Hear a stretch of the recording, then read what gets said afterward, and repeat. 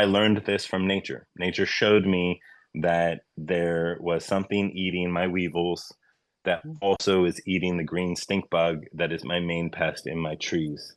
And I followed the breadcrumbs, and we now have a technique that is a way for any farmer with limited resource, limited cost to wildcraft cutting edge or top quality insect control.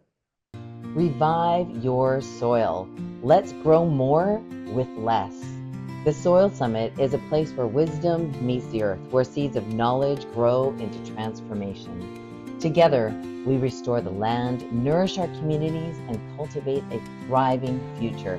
Let's dig deep, rise up, and regenerate together. Make yourself an amazing day. Thanks for joining us. Big love. Though we talk about indigenous microorganisms, and we are focused on culturing indigenous things, we're okay using rice because it's one of the most effective ways to culture fungi kind of artificially, meaning you're not just going out into the forest and getting a stick pile and bringing it back and it has fungi on it. We're intentionally getting it to grow on a substrate. Um, Rice has been bleached washed if it's white, so it's been compromised a little bit in its molecular structure, which allows it to be a really ready food for fungi. It allows us to do things slightly faster than the slow chew onto some wood or whatnot. So what we do with IPMO is we add beetles or insect frass or your local problem pest. So I'm working with ginger here in Hawaii on our farm, and one of our main pests is a Japanese rose beetle, little tiny beetle. So I go out at night, collect them off the leaves, and I put them in some rice that I've cooked. Um, and I put that out in nature with some fungi around it. I find a fungal-rich environment, and I get, not every time, but every other time, um, I'll get blooms on the beetles themselves, these white, puffy microbial blooms. And I have just found a carapace eating fungi. So when I first learned about IPMO, I learned about it from nature. Nature taught me about it. I was doing IMO. I was making 500 gallons of tea at a time. We had a whole streamlined process for our farm to be able to spray out liquid IMO on our macadamia nut trees. And the substrate I was going to make my material on, this highly fungal diverse inoculum, had weevils infesting it. When I went to get it to collect and put on our to make some more IMO for, and I was bummed because I was like, oh no, I have to go get more material. This is terrible. It's going to take me a week. I'm in Hawaii. Everything's hard to get. And I decided to make it anyway. So I made my IMO on weevil infested grain. And while I was doing it, which I had done this many, many times, so I had very clear parameters of what was going in and what to expect. And I was getting unique or never before seen puffballs of white. And I'm looking at the center of these puffballs, and there's little weevils in the middle of these white puffballs. And I was like, that's really interesting, kind of strange. And I had all these questions, but I was busy. I was managing the farm. So I made it into liquid IMO, sprayed it on 20 acres, and like a good farmer, walked through my 20 acres to see, not specifically because of the beetles, but just because that's what you do when you get an application of fertilizer out. We're checking how our trees are responding. And as I'm walking through that orchard, I see puffballs in the crook of a branch or on the side of a tree. I'm like, what is that? And I look closer, and I have a beetle that's covered in white fungi, in white bloom. And I'm like, oh, and where I didn't have time before because I was busy, now my curiosity was way, way higher priority than the work I had to do. So I ran down and started to look into, okay, what eats beetles? What's going on here? And what I found was in my research was that the predators of my pests, the main pests I have in my crop, are fungi. The leading predators of a lot of our plant pests are microbes. And so what I was seeing was an entomopathogenic fungi, a fungi that eats bugs. Um, and this was like, oh my gosh, how wonderful. Now we have an indigenously cultured. I cultured those microbes within a few miles of my farm all around. So um, up in remote spaces, so those fungi don't travel easily those several miles. But now I had reestablished them on our farmland, and they were able to have pressure against my pests. Um, this became a significant curiosity, and I had some friends run into locust problems in Zimbabwe and other beetles in other crops in different places in the world. And over time, we played with this and found that it was completely repeatable. We could, in different contexts, in different place, we could buy even commercially available insect frass, which has plant parts in it, and add that to the rice, and we would get the same results. And so by putting out in these wired environments food for entomopathogenic fungi, we can culture, wildcraft our own predatory fungi and then reestablish them on our gardens for some degree of perpetual protection. Um, we can also use it as a foliar spray to knock down bug pressure.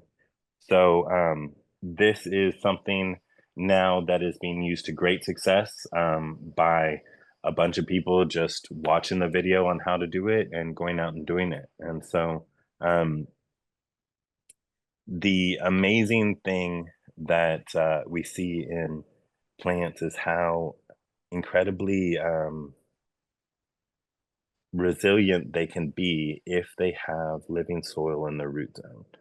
If they're getting that diverse nutrition, they're able to produce complete proteins in their cell walls and really protect themselves from bugs, which I can explain more on. But yeah, it's IPMO is this tool that is open source information and costs nearly nothing to get control that is more than we have with commercial products at this point. So really, really enjoying playing with that and seeing results across industries that are pretty fun and impressive. So we're actually beginning a trial with University of Hawaii and a doctor friend of mine.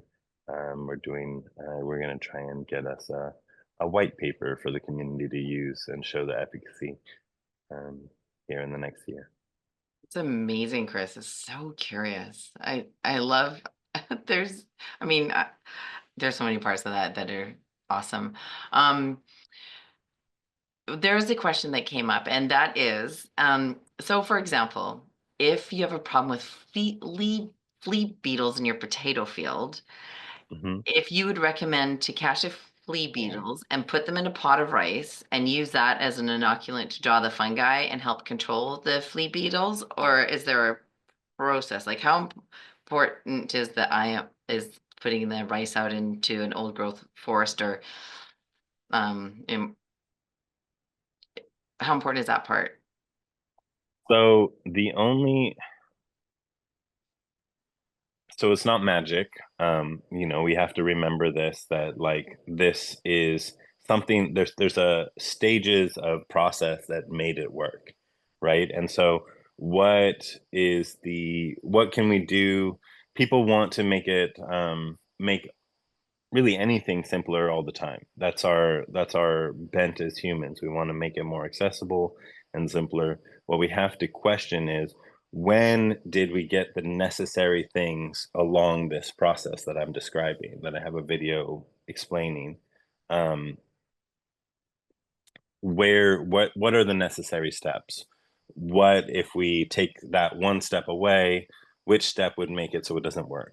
And so if you just took that beetle and you put it in some rice and then you waited, you didn't put it out into a wild environment where there's a bunch of fungi, the only way that you're going to have an entomopathogenic fungi grow in that environment is if it's already infested that beetle that you put in there and it was on it before you started.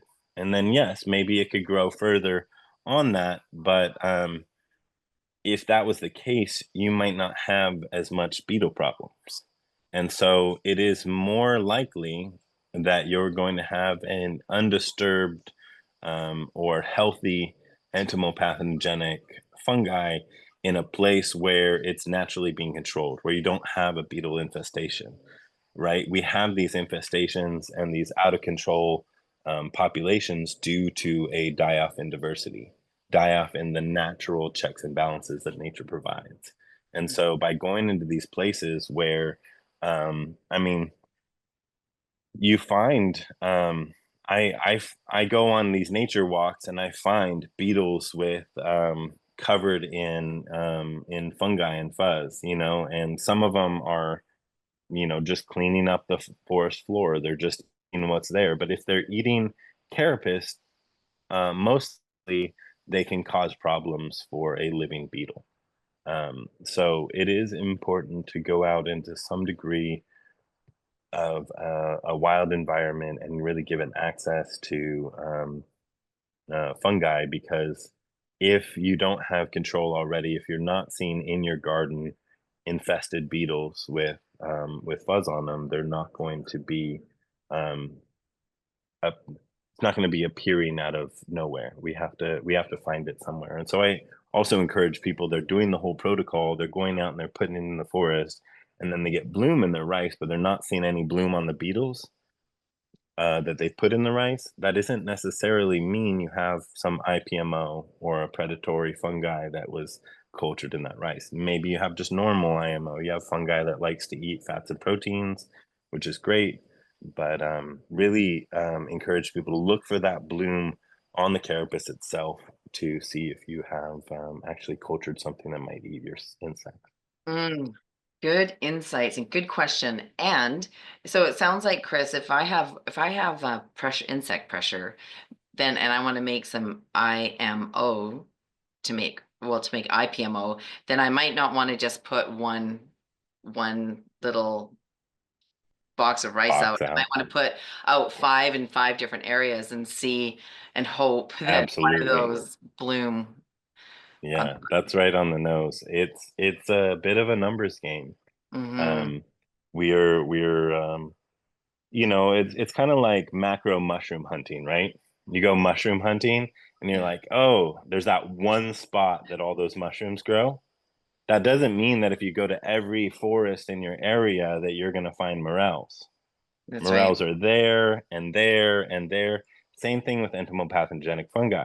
They're not going to be in every location in abundance. And so looking for spots with a bit abundant visible fungi and then hoping for that entomopathogenic fungi is part of the journey.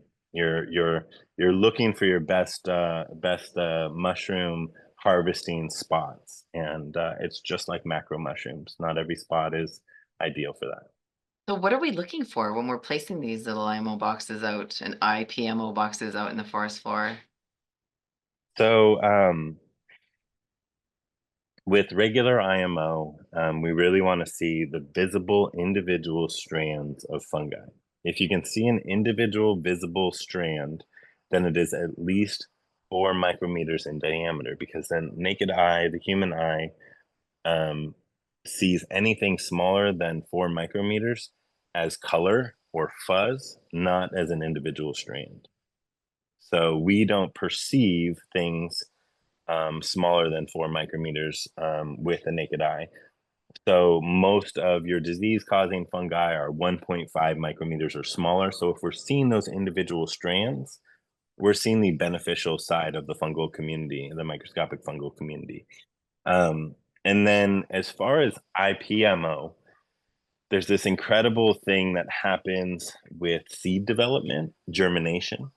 Every seed, as it germinates, for a short time in its germination, right after the little new root emerges from the shape of the seed, it is full of chitinase protein. It's full of the same protein found in the chitin or the exoskeleton of bugs. And what I believe about that is it's actually putting out this protein to create initial relationships in its new forming root zone with beneficial fungi that will protect it from bugs. So it's taking the protein that the fungi would look for when the entomopathogenic fungi, they look for in insects, and it's putting that in a short phase of its life, it's putting that into its root zone so that the entomopathogenic fungi say, I'm going to hang out here, I'm going to create relationship with this plant and protect it because it's one of my food sources. And it creates symbiosis. So this is a theory, it's not widely tested, but malting grain produces high quantities of chitinase protein, which is what entomopathogenic fungi are looking for as they eat these insects. And so going to a place where there's maybe a bunch of pine seeds, or a tree that's producing other kind of nuts or seeds that are germinating on the ground, that might be a place where you'd find a higher abundance of entomopathogenic fungi, because there's the protein that they prefer in their diet. So I'm always looking for, we go out and here in Hawaii, I'm looking for a kukui nut tree that's putting out a bunch of seeds. I'm looking for, there's these little pine cones that, mini little pine cones. I forget which, I think it's a ironwood or a false ironwood pine tree produces these little pine cones with seeds in it. You'll see the seeds germinating, and you'll see all these mushrooms coming out of where the seeds are. Two reasons. One, seeds are high in fat and protein, so any fungi is going to like it. Two, a germinating seed is going to have the chitinase protein. So nerdy reasons to look for seeds in the wild, but really we're following the breadcrumbs that nature puts out. I learned this from nature. Nature showed me that there was something eating my weevils that also is eating the green stink bug that is my main pest in my trees. And I followed the breadcrumbs, and we now have a technique that is a way for any farmer with limited resource, limited cost, to wildcraft cutting edge or top quality insect control.